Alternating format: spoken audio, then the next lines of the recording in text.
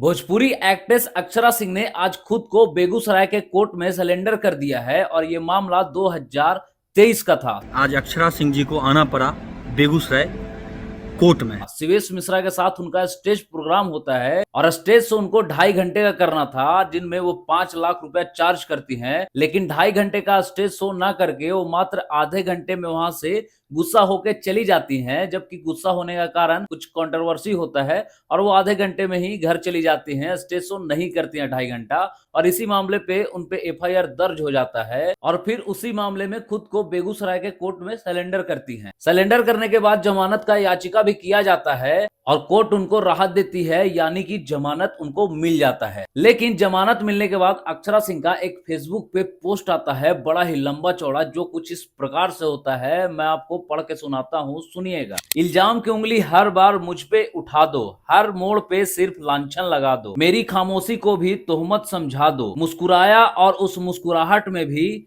मायने निकाल दो, कह दो तुम ही गलत थी, जब सब कुछ टूट जाए तब भी कागजों पर मेरा ही नाम लिख देना, गवाह भी तुम, फैसला भी तुम बन जाना और सजा भी मुझे देना। अब जो बाकी है वो भी छोड़ दो मेरे नाम, किसी को मर्दानगी का मेडल चाहिए क्वेश्चन मार्क। तो कुछ और भी बाकी हो तो कर देना, ताकि और नाम चमक सके तो वो भी पूरा कर लेना।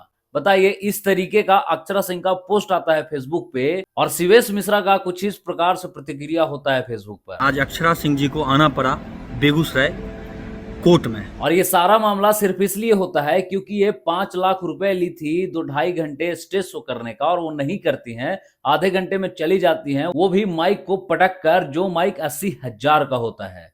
खैर, इस विषय पे आप क्या सोचते हैं कमेंट सेक्शन में जरूर बताइएगा।